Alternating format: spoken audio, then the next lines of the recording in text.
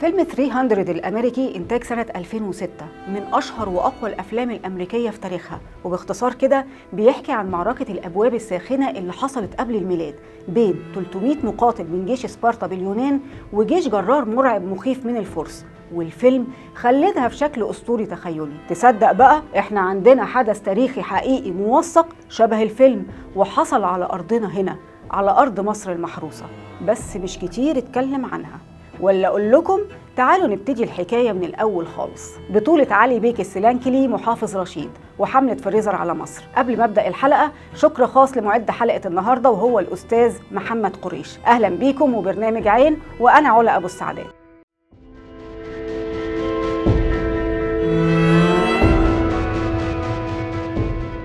تحديدا سنة 1806 كان في متغيرات كتير حصلت في شهور بسيطة. حصل فجأة تقارب قوي بين الدولة العثمانية وفرنسا. فرنسا اللي هي القطب الثاني عالميا مع الأسد البريطاني في الوقت ده، وطبعا بريطانيا ما كانش عاجبها التقارب ما بينهم لأنها كانت على خلاف كبير مع الدولة العثمانية. وكمان بعد ما انتصر محمد علي باشا على محمد بيك الألفي اللي هو رجل بريطانيا القوي وآخر الأمراء المماليك في مصر، ده خلى بريطانيا في أزمة حقيقية لأنها عارفة كويس قوي الأهمية الاستراتيجية لمصر، وكانت لازم تلاقي حل للمشكلة دي، فقررت تتحرك.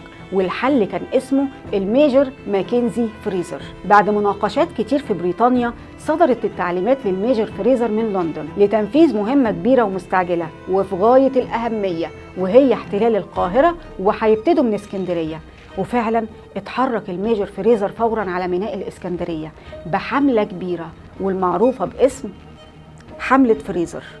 كان معاه أكتر من 6000 جندي مسلح بأعلى تسليح بمقاييس الزمن ده، وأهم أسلحة كانت المدافع الميدانية طويلة المدى اللي تقدر تحسم أي معركة بمنتهى السهولة. وللأسف مصر بقت في تحدي كبير وهي في ظروف صعبة قوي. وصلت حملة فريزر على اسكندرية يوم 18 مارس سنة 1807 الصبح، وعلى يوم 22 مارس بالليل للأسف سقطت اسكندرية بالكامل في قبضة الإنجليز وبمنتهى السهولة، واتهزمت كل القوات اللي معظمهم من الجيش الألباني واللي كانوا مكلفين يدافعوا عن مصر ويتصدوا لأي عدوان عليها. والشيء المخجل إن محافظ اسكندرية أمين باشا أغا التركي أعلن دعم للقوات الإنجليزية في مشهد مؤسف غير مفهوم.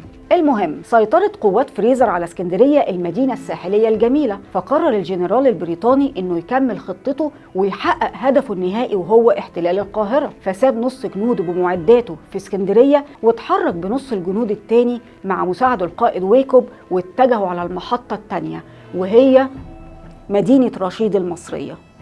في يوم 29 مارس سنة 1807 وصلت أخبار لمدينة رشيد المصرية، وكان وقتها محافظ رشيد هو علي بيك السلانكلي. اتأكد من خطورة الموقف وقال مش هيستسلم ولازم يتحرك بسرعة، فجمع 700 جندي مصري اللي طبعا قدر يجمعهم وهم كل القوة اللي ممكن تدافع عن مدينة رشيد. 700 جندي مصري مسلح بتسليح بسيط جدا يعتبر لا يذكر قدام قوة لا يستهان بيها 3000 جندي تقريبا من الجنود البريطانيين مسلحين بمدافع ميدانية تقدر تحسم المعركة في بدايتها وبمنتهى السهولة، يعني تسليح على أعلى مستوى بمقاييس العصر ده. ابتدى علي بيك السلانكلي يحط خطة الدفاع عن رشيد وتعاون معاه الشيخ حسن كريت اللي كان إمام وشيخ المسجد في رشيد. يوم 31 مارس سنة 1807 القوات البريطانية وهي في طريقها لرشيد طلبت دعم إضافي من المماليك اللي في القاهرة اللي طبعا المعارضين لحكم محمد علي باشا علشان طبعا ينضموا للجيش البريطاني. ووصلت القوات البريطانية بكل هيلمانها على رشيد ودخلوا البلد وفاكرين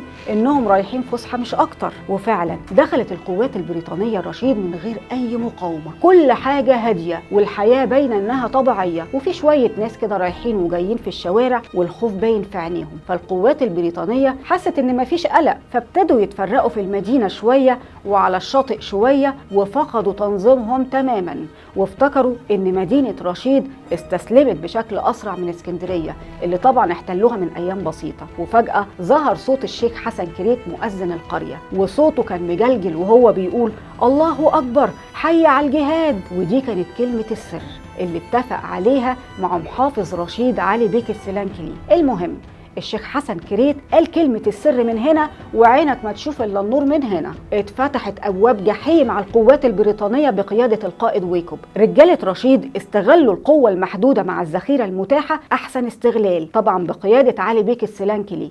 عملوا إيه بقى؟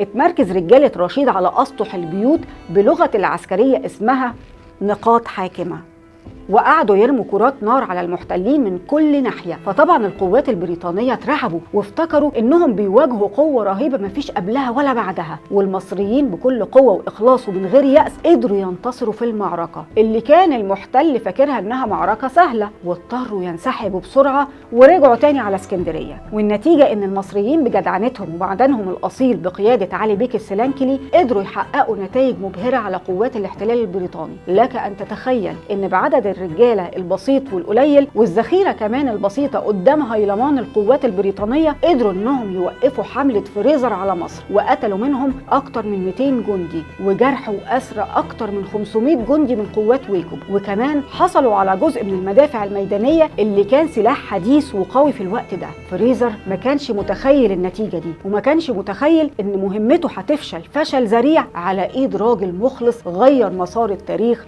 حرفيا. خطة علي بيك السلنكلي كانت بسيطة جدا ولكن في نفس الوقت مبهرة، بتعتمد على التخطيط والتوقيت واستغلال الموارد من غير يأس، ده غير بس الروح القتالية لرجالة مصر في وقت صعب زي ده. وعلشان كده اتحفر اسم محافظ رشيد البطل علي بيك السلنكلي في التاريخ، اللي قدر يكتب نقطة بداية النهاية للحملة الإنجليزية على مصر. والإنجليز عملوا محاولة تانية علشان يحتلوا رشيد ولكن برضه فشلوا على ايد قوات محمد علي ونضال عمر مكرم من الأزهر. وتم جلاء القوات البريطانية عن مصر في 19 سبتمبر سنة 1807، واتكررت حبكة الفيلم الأمريكي 300 ولكن بأحداث حقيقية على أرض مصر المحروسة. ودي كانت نهاية الحكاية، حكاية بطولة أهل رشيد بقيادة البطل محافظ رشيد علي بيك السلنكلي، رحم الله أبطال الوطن في كل زمان ومكان.